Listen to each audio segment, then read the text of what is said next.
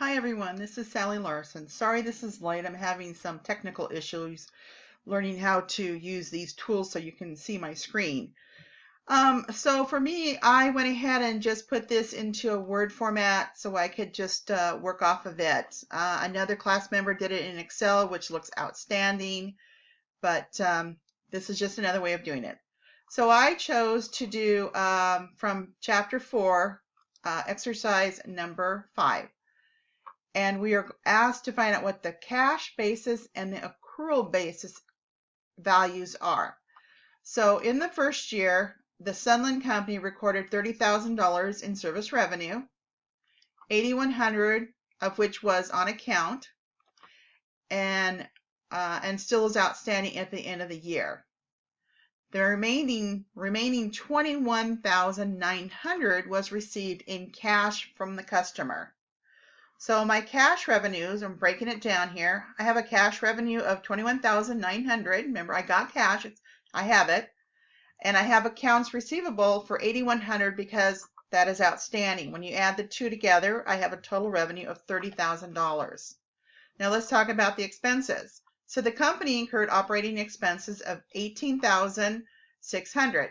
Of these expenses, $12,880 were paid in cash. $5,720 is owed on account at the end of the year. And in addition, Sunland prepaid for insurance coverage to the amount of $3,270. So let's go ahead and figure out how to calculate the cash and the accrual. So for the cash basis, in our book on page number 164, it gives a definition of what these two are. So for example, in the book, it says accrual basis accounting means that transactions that change a company's financial statements are recorded in the periods in which the event occurs, even if cash is not exchanged. And for under the cash basis, and it is accounting, companies record revenues at the time they receive cash. They record an expense at the time they pay out cash. So they're not recording it if they're not getting the cash at that point. So that's a big difference in the two. So let's go ahead and figure out what the cash basis is. So according to the readings we did, we know that we're going to look at the cash revenue, not the total revenue. So the cash revenue was $21,900.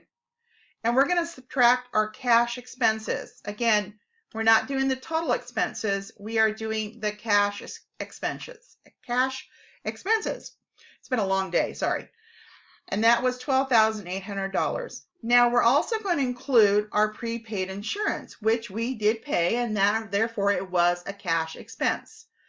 So to find out what the net income or loss was, you take the cash revenue of $21,900 and you subtract $12,880 of the cash expenses, and you also deduct the $3,270 for the prepaid insurance, which gives us a net income of $5,750.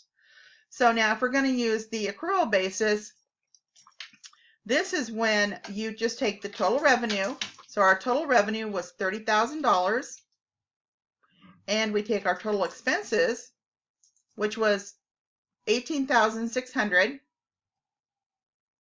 And notice we're not including the prepaid insurance.